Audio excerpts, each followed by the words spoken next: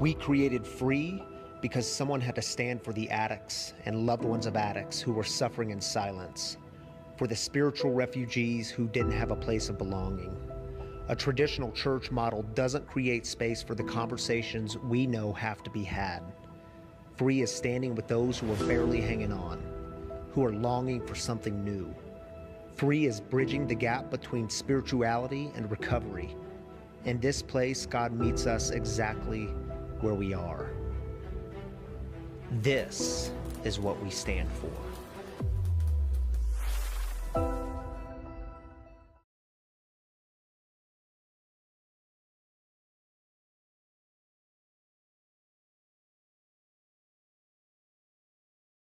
It's not because I'm trying to be Mari Povich, which, the test results did come back, Martha, and she's not your baby.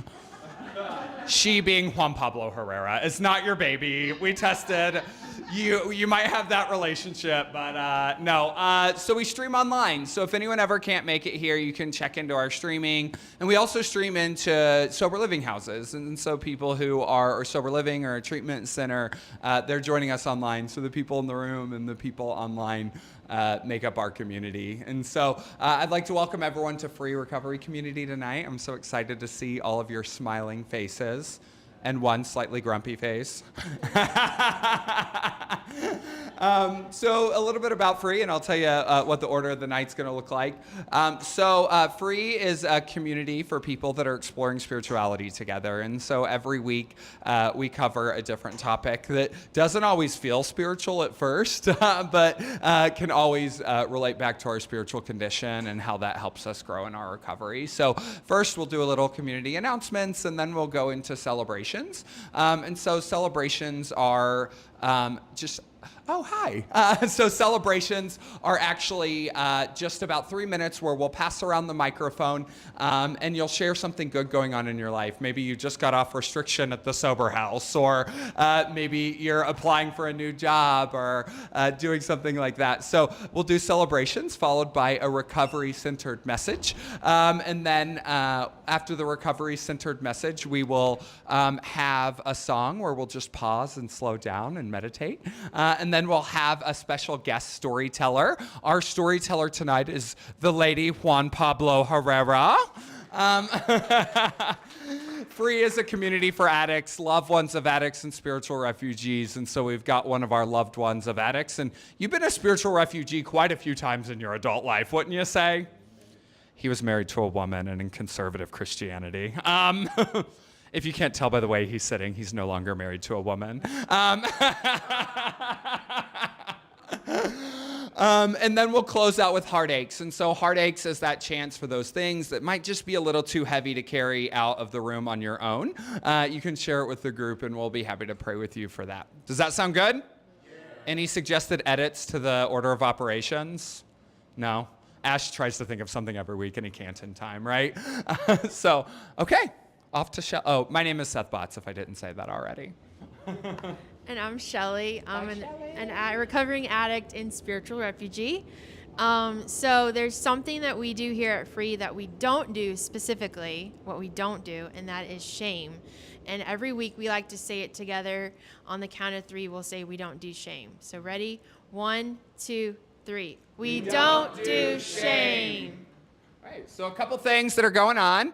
First of all, if you're new with us, if you're visiting, or maybe you've been here a few times and you're finally comfortable giving us your email address, fill out a Connect card over there on the table. Shelly will be there after our gathering, and she'll hunt you down a piece of merch. And Shelly's kind of a pushover, so you can probably get whatever you want out of her. So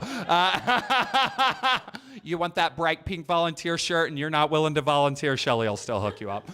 And then I'll ask you to volunteer next week, which leads into our next thing. Yeah. So if you want to get involved in the community, we do have opportunities to volunteer, and that can look like setting up, tearing down, or the hospitality, or even AV. We always need help with our AVs coverage. So if you want to get involved, it's a great way to create community, and we usually finish 30 minutes before and hang out and talk and catch up, and it's a great opportunity to get involved. Yeah. And I'll do a pre-celebration. Chrissy volunteered for her first time tonight, so let's hear it for Chrissy. And I saw Chrissy and Shelly kikiing for a minute, and I was like, that's really why you volunteer, right? Like, sure, it's great to be part of the community and get set up, but it gives you an opportunity to connect people a little bit more. So just like if there's ever anything going on in the neighborhood, we like to go and be a community together. While we're working towards getting our own building and doing all that stuff, we still try to be intentional about building community. So today we'll be going to the Taste of Lincoln Avenue, which is maybe a 5-minute walk away. And in Sapori, is that how you say it?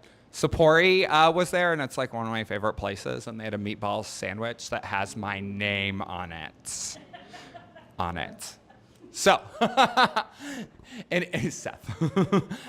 Okay, so that's all the announcements we've got, so let's get rolling. So first we start off with celebrations, and we like to say if your typical 12-step meeting, your share is like the email, the celebration is like the subject line. So we'll open the floor, just raise your hand, and Shelly will be walking around with the microphone.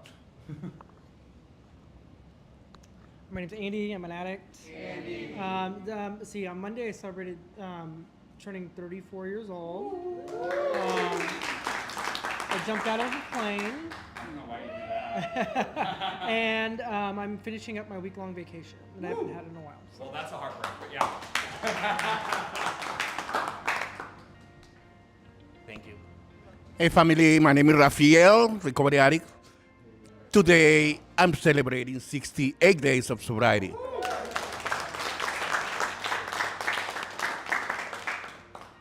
Hi, family. I'm Gillian.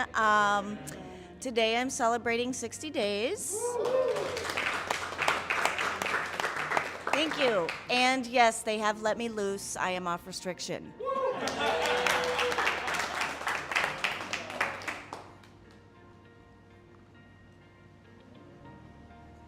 Hi, my name is Ed. I'm an addict, and on Tuesday, I celebrated 17 months of sobriety.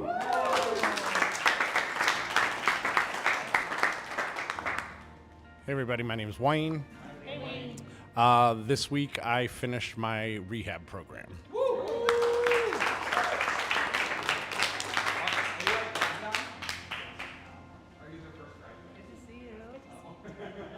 Hi, I'm Tommy, and I'm celebrating 55 days of sobriety. Bravo, Tommy. Yep. Hi, I'm Gina, and I'm celebrating 50 days today. I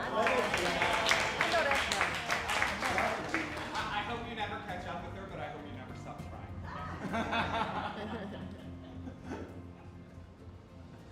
trying. Hi, I'm Rick. I'm visiting from Minneapolis. Yeah. So about 8.5 years sober, and really what I'm celebrating is I just spent a week with my father in Louisville, Kentucky, drove down, and that was kind of the birthplace of all the trauma and all that stuff.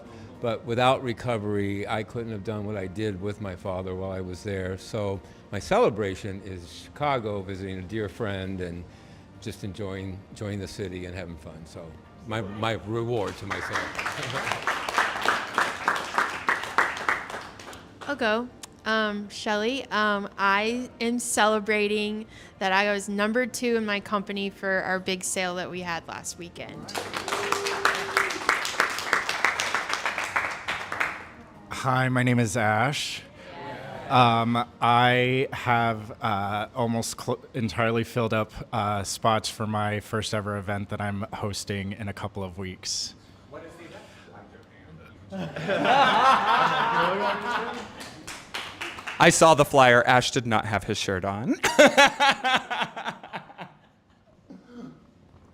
Awesome. Well, it seems like we had a pretty good week, huh? Like, that was a lot of good celebrations, a lot of good stuff going on. The other microphone died that I normally wear, so I'm going to have to be a talk show host for the whole night. I did once win an award whenever I was in corporate America. You know how they do those like superlative awards at the company Christmas party? And what do you think mine was? Any guesses? Most likely to host a talk show. So I think they were trying to say it in a way that was like a little kinder than normal. But so the past few weeks we've been talking about Sabbath and rest, right? And how rest isn't something that we do to just recharge. It's not something we do so we can be more productive the next day. That rest is actually something that is sacred. And it's important for our recovery, whether we're recovering or the person we're loving is recovering or we're recovering from spiritual trauma, right? Rest and not going full speed is important for us. But has anyone ever thought about taking a break from worrying? Anyone ever plagued with worry in the room? Can be pretty exhausting, right? Ed almost dislocated his shoulder just now, raising his hand.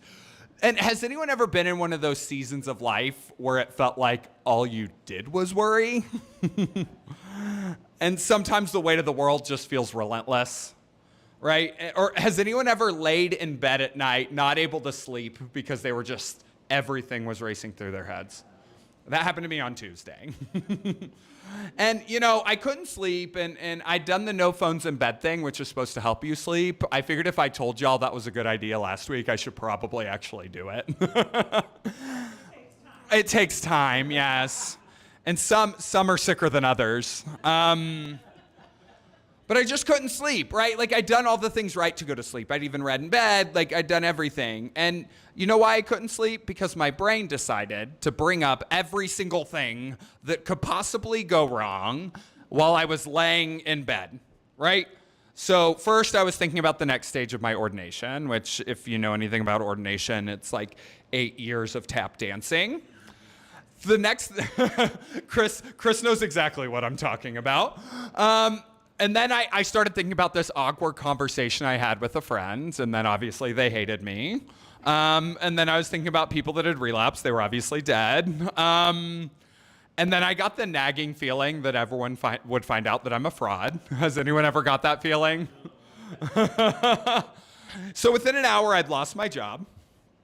I didn't actually lose my job. My brain had told me I'd lost my job. I wasn't going to be able to find a new one, and I was homeless. So I'm just laying in bed thinking I'm basically on the verge of homelessness, and that was just the beginning. I was just lying awake worrying about everything that could go wrong in my life. And even the next morning, after I'd finally fallen asleep, I woke up with what almost felt like a hangover. Like an emotional hangover. And here's the part that I didn't understand for years. The 12 Steps and 12 Traditions, it's one of Alcoholics Anonymous's standard phrases, actually even says this pretty clearly. When a drunk has a terrific hangover because he drank heavily yesterday, he cannot live well today. But there's another kind of hangover which we experience whether we're drinking or not. That is the emotional hangover, the direct results of yesterday and sometimes today's excesses of negative emotions. Anger, fear, jealousy, and the like. I would say worry's probably the like, right? It calls it an emotional hangover, and it says it's the direct result of yesterday's negative emotions. Because it does take a lot of energy to worry. It takes a lot of energy to be living with fear or jealousy or any of those emotions that seem to like hijack our brains. And think about it. You can wake up wrung out from a day you spent worrying the same way that you can wake up feeling after the day you spent drinking or using, except for my meth addicts in here. They might not wake up, right? Huh? That was a joke.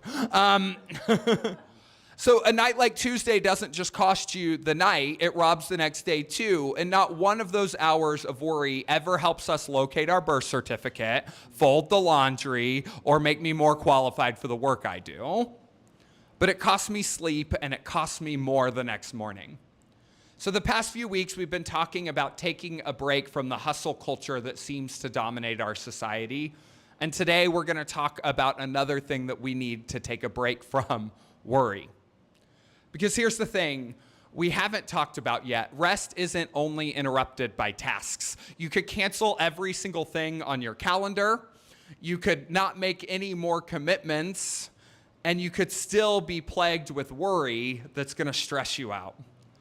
So this week isn't about Sabbath from your to-do list. It's about Sabbath from the weight of the world or the weight that you're carrying that might never show up on a to-do list.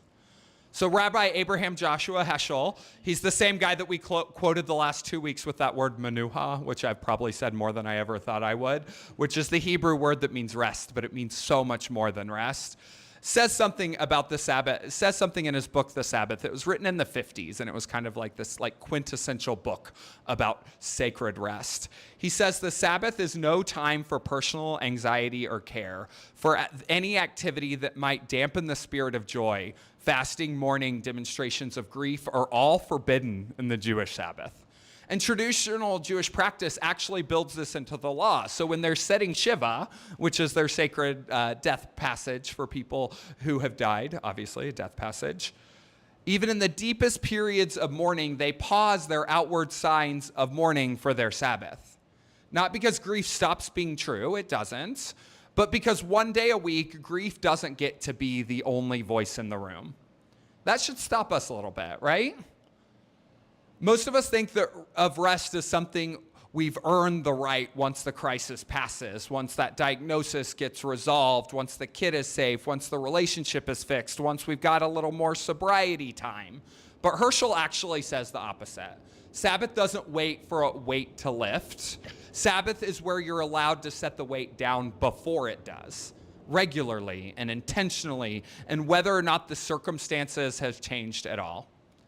And not all worry is of the late night existential factor. Sometimes we're going through seasons that have some real heavy stuff that we're carrying. Sometimes we're not worrying over the to-do list and the job that's not going to fire me that I think it is. Some of us in this room are going through some real heavy stuff. But Sabbath actually challenges us to still sit down the weight of that as well. I remember there was several years ago, and has anyone ever tried to get an apartment with a felony, a bankruptcy? I don't know, I could keep listing all the things that made me a really bad candidate. I think I had like a 350 credit score. I was about a year sober, and I had just gotten this job, and it was back in accounting, which was the career path I was educated in. And I'd finally gotten this job opportunity, but I had to move for it. And I remember me and my Aunt Debbie were actually going to apartment hunt. And I was blessed that I'd gotten the financial resources in line and all that. And everywhere I went kept telling me one of those reasons. And if it wasn't those, it was that I had a dog, would actually make it to where I couldn't move in there. That's real stress. That's real pain. That's real worry, right? And so sometimes even in those moments, our brains just need a break. Our brains need a break. And Scripture actually has something to say about this, our sacred text. So in Mark chapter 11, verse 28 through 30, this is actually Jesus who says this. He says, "Come to me, all who are weary and burdened, and I will give you rest. Take my yoke upon you and learn from me, for I am gentle and humble in heart, and you will find rest in your souls. For my yoke is easy and my burden is light." A yoke was a work tool. So it was a wooden frame with two joints that the oxen used to pull instead of pulling it alone. Anyone ever played Oregon Trail? Yeah? Ash, you're the only one. The yoke was what attached the ox. You're being an active listener. I'm sorry. You're going to get called on all night. So in Oregon Trail, right, you have the two ox that have the wood piece on it. And so when you're pulling the weight of all of that stuff you're trying to carry all alone, that stuff gets heavy. But if you have two oxen, it makes the yoke lighter. Our higher power isn't offering us escape from all labor and all weight forever. And if you meet someone that says they're on a spiritual path and says they don't have any challenges or burdens and their life is so good and beautiful now, they're probably full of shit and you're probably more advanced than they are, right? Our higher power's not offering escape from everything. It's not saying put everything down and do nothing. Our higher power is offering a trade. The yoke you're already wearing, the one that says everything depends on you, that if you stop gripping for it 1 second, it'll all fall apart, offering a trade for that different one built for two. One higher power should relieve us of carrying the weight of the world alone. That's the whole difference between the world's version of rest and God's. The world says, solve it, then rest. God says, hand me one side of what you're carrying and let's pull it together. It's not the absence of weight, it's a shared yoke instead of a solo one. And this feels kind of straight out of the Serenity Prayer, right? which this room probably knows better than most rooms, but it says, God, grant me the serenity to accept the things I cannot change. That prayer isn't resignation of things. It's someone finally putting down a yoke that they were never meant to carry alone. There's so many things in life we just need to turn over to God. So many things that are weighing us down that'll never get solved or never get resolved.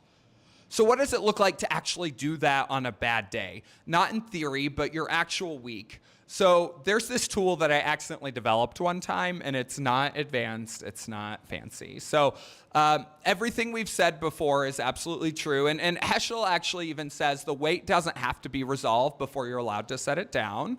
The invitation from Jesus in Matthew says that you're never meant to carry it alone. That's good spiritual guidance, right? But most of us didn't get free by believing the right thing first.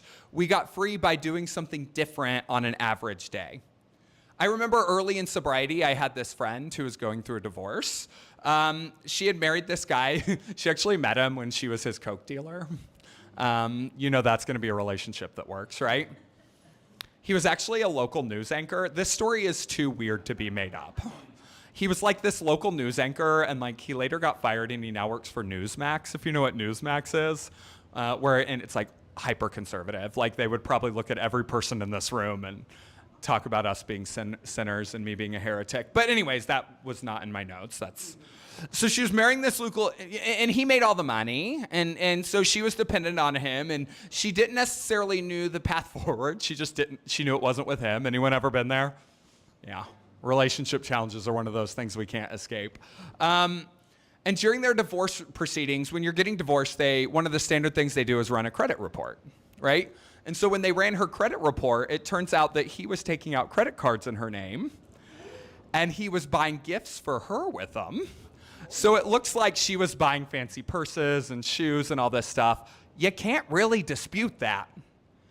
And so I remember one day I was sitting with her, and she was just so overwhelmed with all these things, right? She didn't know how she'd make money. She didn't know where she was going to live. And then she was going to leave the divorce with like $40,000 in credit card debt. And in that moment, the only thing I could think of is the serenity prayer.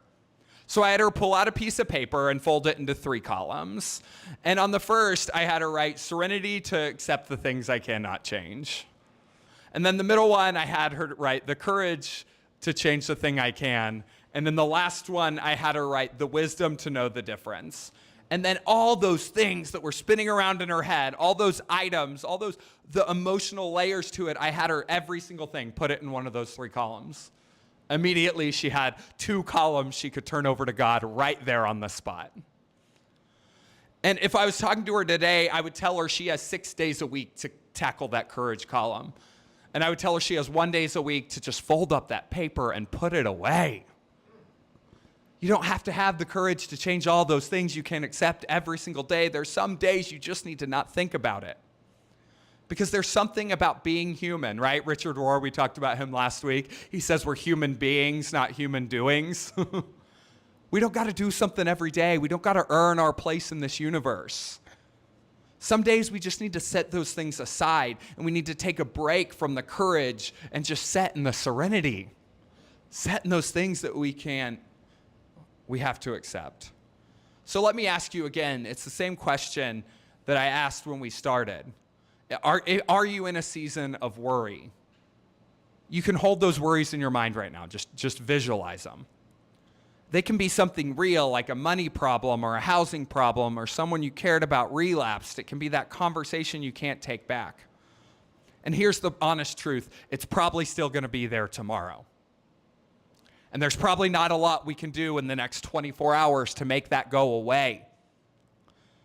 Sabbath was never a promise that our problems would magically disappear. And I can't stand up here and tell you that if you rest right away, the weight lifts off in the morning. I can't say if you put it on your calendar tomorrow that I'm going to take a break from worry, that you won't worry tomorrow. But we can at least take 24 hours a week. What is that percentage-wise, like 12%? We can take 12% of the week to be intentional about not wallowing in those things that are weighing us down. Scripture tells it to us. Modern psychologists tell it to us. Probably anyone who doesn't seem weighted down. I had coffee with a guy this week. And he was telling me about the different people that he had loved who'd passed away during the AIDS crisis and after. And I was like, how do you get through that? And he goes, you just have to. You can let those things turn you into someone bitter. They can let those things turn you into someone who's afraid, or you can let those things sit to the side and deal with them later and give your brain a break from it all. And remember, all that worrying costs you. The 12 Steps calls it an emotional hangover. You wake up wrung out from yesterday's fear the same way you woke up feeling after a drunk the night before. Tuesday night, I didn't find my birth certificate. I still don't know where it's at. I didn't repair any relationships that are probably not harmed. I didn't solve anything. I just stole sleep, and it stole the morning after. Worry is the one job that charges you double and gets you nothing. So here's the invitation, and it's the same one we heard in the sacred texts about taking my yoke. Regardless of the ways in which you comprehend God, which even people who have the exact same belief system comprehend God different. 12 steps aren't special in that regard. Don't take that single person yoke. Don't carry it alone. Share it with others. Turn it over to God. And 6 days a week, you can work on your lists. You can work on the serenity to accept the things you can't change, the courage to change what you can, and the wisdom to know the difference. The same 3 columns that my friend folded, and fold that piece of paper up and put it in your pocket. Pull hard against the pieces that are telling you need to solve everything or think about everything, or if you use your mental energy on things, they're somehow going to be fixed. But at least one day a week, just fold that paper up and set it down. Not because you finally solved column 1, because you were never meant to pull the yoke alone, and you were never meant to pull it 7 days a week. That's what a shared yoke looks like. Handling what's too heavy or too unmanageable over to your higher power who's already pulling on the other side. You've just got to let them. Know that the spirit of the universe has your back, and you don't have to face anything alone. You can enjoy your life. You don't have to feel guilty about it when things are going bad. And it's not a bad thing to rest before the crisis is over. It was never a bad thing to be loved before you had it all together. And it's not weakness to say the true thing out loud instead of carrying it alone, or to hand it to somebody, to hand it to God, the other side of what you've been dragging by yourself. That's not a lesser kind of faith, and that's not a lesser kind of recovery. It's what this whole room already knows better than most rooms do. You don't have to carry stuff alone, and you don't have to carry stuff all the time. We can focus on today's portion, and maybe today's portion of what we need to do is just give ourselves a break. And if you have to pick it up tomorrow, you can pick it up tomorrow with rested hands. And so now we're going to take a minute to just meditate together. And we're going to listen to a song and just be. And I want you, maybe right at the beginning of that meditation time, think about that thing that's just been following you around in your head. Maybe it's a job, maybe it's a relationship, maybe it's just that everyone's been pissing you off lately, right? And just let it go. I got a head nod from Chrissy. Yep. Just let it go. And just, even if you don't have a full 24 hours to release yourself from worry, do your best to try it for the next 3 minutes.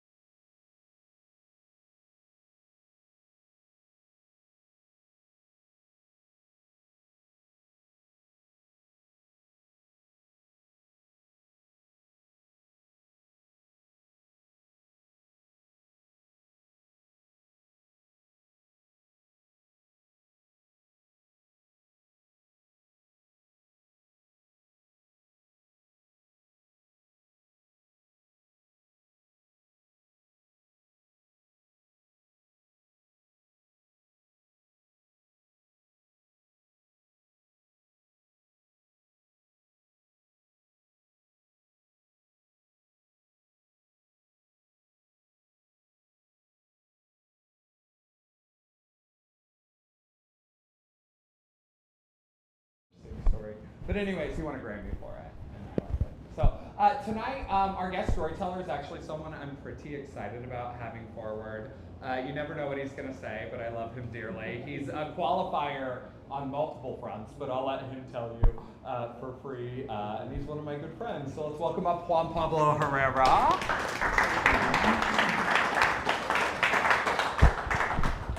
Why are you looking at me like that? I'm just going to sit. Hi, everyone. Hello. Nice to have you, Juan Pablo. Doesn't the name Juan Pablo just roll off the tongue? Sounds very telenovela, which I love. It's appropriate. So, just to get started, just tell us a little bit about you and your journey and how addiction has impacted your own life and story. I used drugs in the 80s and 90s when I was younger, and I stopped when I was 22. I moved to Mexico, and I stayed there for a few years, but also went to conversion therapy. And when I came back from Mexico, I did all the things, right? So I got married, I had children, and my family, we all have addiction problems. My dad, my siblings, my uncles, they're all alcoholics. And so I've had to deal with other people's issues. And so today I was going to share about my brother. Yes. And what I had to go through with him. Yeah. I wrote it because my family, we do not talk about negative things. Everything is always happy.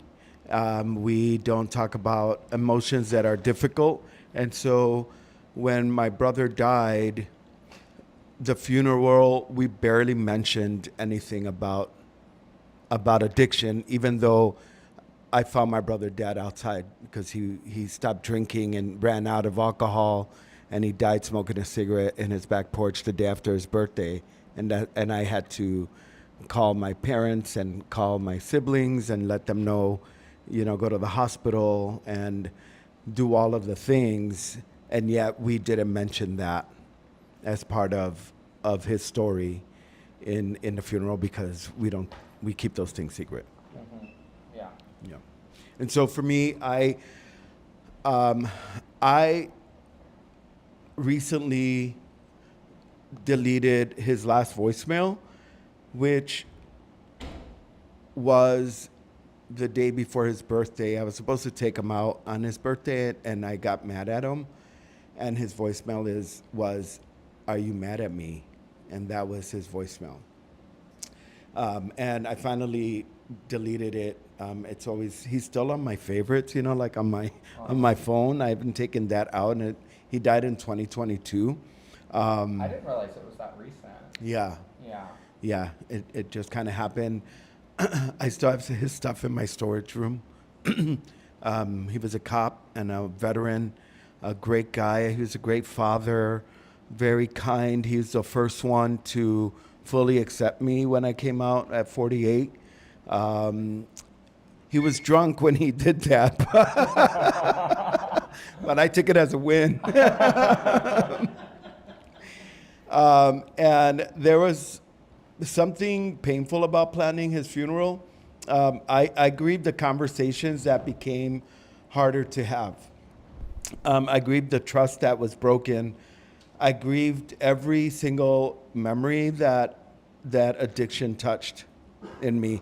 I grieved Thanksgiving dinner and Easter. He was my only family member here, and we spent all of our holidays together. I grieved the relationship that we had. The relationship that we lost throughout the years, especially the last 3 years of his life. And I kept hoping that one day everything was going to return to normal with him. But nothing prepared me for the finality of his death. And so I planned his funeral. I had a lot of decisions to make, like what stories to tell. As a pastor, to have to do your own family member's funeral is kind of already difficult. But because my brother was more than the addiction that he had, he was someone I loved. And he had a story before this disease came into his life.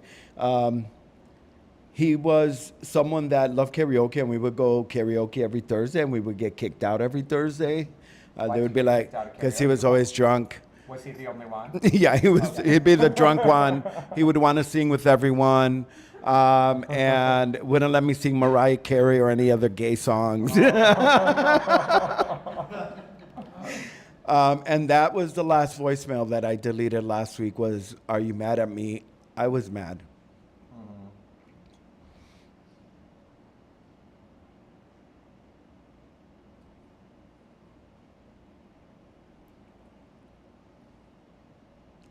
I was so mad.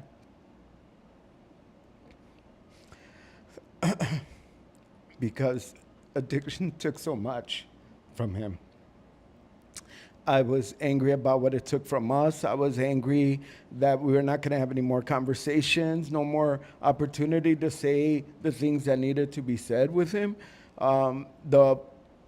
And that I was angry there was not ever going to be a possibility of a different future for us. And part of my grief was knowing that the answer to that question was yes. I was mad, I was pissed, but I also loved him. And I think that there was room for both, to have both of those things at the same time. And I wish I could tell him that this anger wasn't the whole story. I was full of different things like anger and guilt and responsibility and shame and regret. I wonder whether I did everything enough for him. If I said everything, what I said was enough, if I believed him, or if I helped enough while he was alive, that things would have been different. And I just kept replaying all of our conversations and being like, what if I said something different? What if I took him out for his birthday instead of being mad at him? And then the holidays come, and I lost the only person that I spent the holidays with. And I'm learning that healing didn't require me to erase this anger. I just have never mentioned this the first time I talk about how angry I was with him, because we don't do that in the Herrera family. But the truth is that I love my brother. I still love him. If I could answer his voicemail today, I would say, yeah, I'm mad. I'm mad at what the disease was doing to you and to us. But I never stopped loving you, brother. You were always more than your addiction.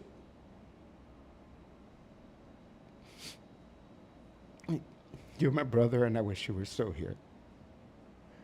And for anyone that who loves someone that's living with addiction, I hope that we just can give ourselves permission to feel all of those things. My grief doesn't mean I failed him. And my anger doesn't mean I didn't love my brother. It just means that his life really mattered to me. And his absence matters a lot to me. And even in all of these complicated things, I think that our love for each other still remains today. That's it. I couldn't say that out without reading it, just because like I said, it's the first time when he asked me to share about something, and I said, you know what? And I had that voicemail that I deleted by mistake. I just pressed select all, and I couldn't find it. It made me remember that the anger I had, that I sometimes have because I still have to deal with alcoholic siblings. Yeah. And my niece is moving in with me in August because of my sister's an alcoholic. And so I've always had to take care of my nieces while their parents go through this. And so I just like, if I had to go through one more sibling dying, I don't know. And what role does your faith play as you navigate those people that you love? Yeah, it's I've always had faith, even though sometimes I come from a place of a lot of hurt from a church. But if I didn't have faith, the faith I have, that God has always pulled me through, and even all the times that even I relapsed in my life, that somehow I don't know what the magic sauce was between me and my siblings and my dad, and why I can kind of, would relapse, and just right at the right moment something would happen, and that would catch me, and I'd be like, "Fuck, I'm messed up." Yeah. And do something about it. And so it's the thing that centers me. It's the thing that lets me know that I don't have to do this by myself, because I don't have the strength. But that I know that something outside of me is like there that I can always hold on to. Yeah, I think that like thing outside of ourselves that we can set things on, that we don't have to carry it all alone, really does help, right? And you mentioned earlier in your story that like you went to conversion therapy, became a pastor, right? Like what faith journey pulled you along in that way, right? Because I think it's really easy to think when people harm us in the name of God, to blame God for that, right? And I think it's one of the challenges that a lot of people in our community kind of navigate, right? Yeah. So what were some of the like keys to help you navigate that scenario? I think I always say that queer people would put on this earth as magic, this beautiful group of people that think outside of like a box. And I think like that always, even no matter what someone told me about who God was and what God looked like and what God acted like, or that God was angry, I always was like, that can't be all of it, right? Like it has to be something different. I don't trust you. Yeah, but it was like my gay mind was like, there has to be more. There has to be more. And I think like that is the magic we bring into the world, is that we always have to deal with those inner things early to like of acceptance. And then once like I got to that place of like loving myself and knowing that God loved me just like that, it always gets me through. It gets me through everything. It gets me through every single situation that I go through. Yeah. And we've talked kind of faith and grief. It's 4 years out, right? From your brother passing, which feels so recent and so far away at the same time, I could imagine. Yeah. How does your faith help with the long game? Because I think grief kind of comes in this big lump, and then eventually you still carry a portion of that, right? Like, what role does your faith have with all that? I'm Mexican and Puerto Rican, and the way that Mexicans, in particular, think about death is so beautiful in a way. Just saying his name, I have a little altar with his photo and a little thing of vodka. Like you're honoring his sanitized version. I'm not right. Yeah, so I have a little thing of his there. That this is a continuation. I don't know what happens exactly when we die. We might just go back to the stars and become things, but don't tell the board of ordained ministry. Right? No, is it being streamed? But what I do know is that our lives matter, and that we are here for just a limited amount of time, and then we continue on somewhere else. And I can still, like, this thin veil at one moment between the afterlife and here, I can You're look. Going to that Mexican witch doctor. Yeah, but I love that. But I think it's a beautiful picture of like I still have this connection to my brother and all my ancestors, and that God doesn't, that's not the final thing. I'm gonna see him again one day. And like I lost a very dear friend of mine with about 2 years sober, and like I was like, the light of the world that's not here because he's gone is my responsibility to carry, Mhm, right? Like the mhm. love that we share with Yeah. people can't go away. Like physics and quantum entanglement show us Mhm. that. Because I think it's important to hear the voices of loved ones of addicts as well as addicts ourselves. Because if you're an addict, you're a loved one of an addict too, Mhm. right? Mhm. The way that the web works. And so Mhm. for one last question, for anyone in this room that's maybe struggling with that ambivalence, right? Of that person they love that's still either harming themselves or have harmed themselves so much that they've passed away, what advice do you have for them as they try to navigate these seasons where sometimes it feels like there is no destination, you're just lost in the woods, right? Yeah, because I mean, there's the grief of when he died and all the things, but I was going through so much grief just through our relationship. Like it was like I'm losing you right now. I've lost you every time as it got worse. We have a friend, me and Justin have a friend that keeps relapsing, and I think the word was used like a very slow, very public suicide. Yeah, Right. and I'm witnessing it, and I'm grieving it at the same time, and just even writing this today, like I'm like I have to now, even with my sisters, like just let them know I'm angry or let them know I'm feeling these emotions, and go through them. If I go through those, even as hard as it might be, it's gonna help me get through and not have this regret that I didn't do everything right. Yeah, take 1 day break from emotions, so pretend like they don't exist. Mhm. Yeah, you gotta feel Yeah, that stuff, yeah. right? Mhm. Well, awesome. Thank you so much, You're Juan welcome. Pablo. Thank you, guys.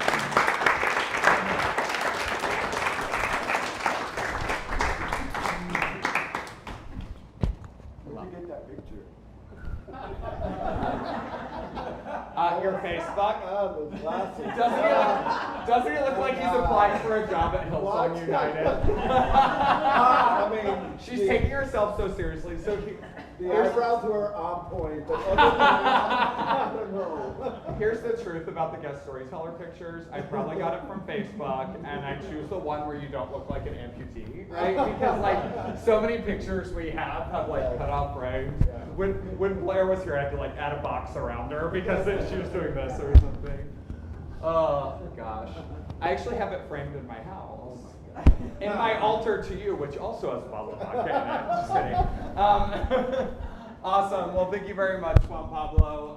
Now we're going to just take a moment to talk about generosity. So generosity is a spiritual practice.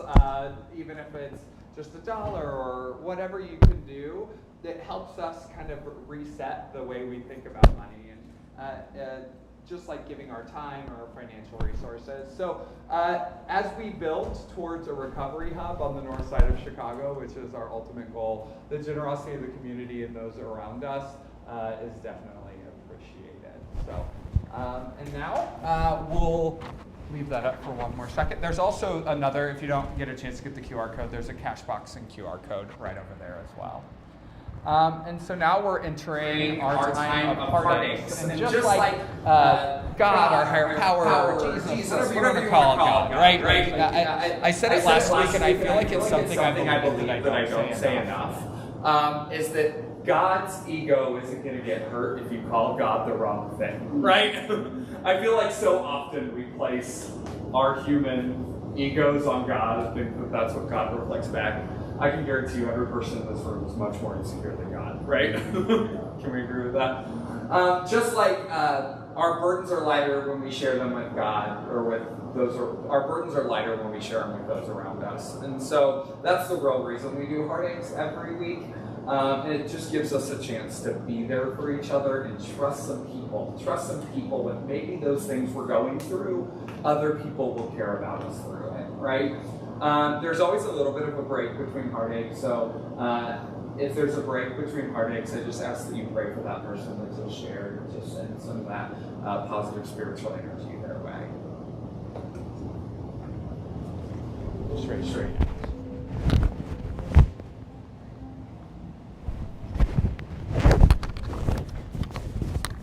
Hi, Gillian, grateful, recovering human. My heartache is, I I think that we were supposed to be here to hear you share, because my heartache is the people around me that I've hurt when I've picked up again and again. And I think I looked at it with specific people differently this time, because those specific people were also in recovery. So I, expected them to understand more, and which meant, I guess, to be hurt less. And that's very selfish. So thank you for sharing, but that is my heartache. Absolutely. The heartache I cause others. Yeah. Heartaches for those people that we hurt. Hi, my name's Adam, an addict, and I'm so glad that the lesson tonight was about worrying, because I'm going through a really painful period where I am grieving potentially the death of my career. And I was the murderer of my career, at least in my mind, and I worry. I don't know where I'm going next.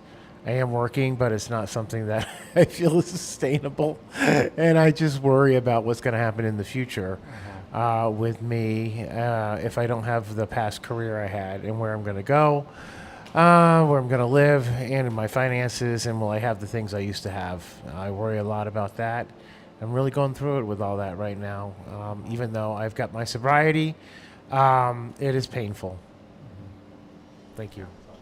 Yeah, prayers for Ed as he navigates this challenging season. Thank you. So my mom pays my phone bill, but she refuses to speak to me. So I reach out to her all the time to say hi, and she won't say anything, and it makes me feel like I'm doing something wrong. And I went through the whole rehab thing, got into sober living, got a job, taking care of myself, but it just feels like psychologically like manipulative. And although she's processing, I guess, the truth, it just hurts that just saying hello, like I can't even get a response. I'm grateful for her paying the phone bill, but I just don't understand what the point is with not saying hello and treating me as if there's something that I did wrong, just being a trans individual. So just wanted to share that. Yeah. Prayers as you navigate that challenging relationship. And to know your trans identity is fabulous. Okay, and so if you didn't feel maybe comfortable sharing publicly or whatever, there's several people throughout the room that you can most certainly talk to if you still have something that you don't want to carry out of here alone.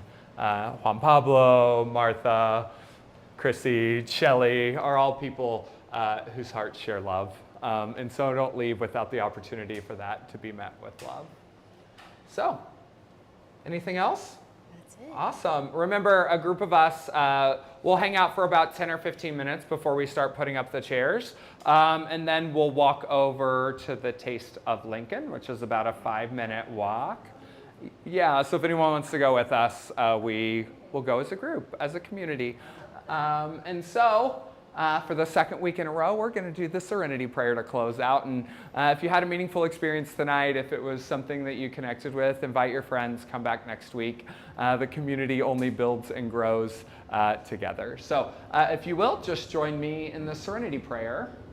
God, grant me the serenity to accept the things I cannot change, the courage to change the things I can, and the wisdom to know the difference. Thank you, everybody. Hang out for a little bit after. Connect someone. It's free recovery community, not free recovery.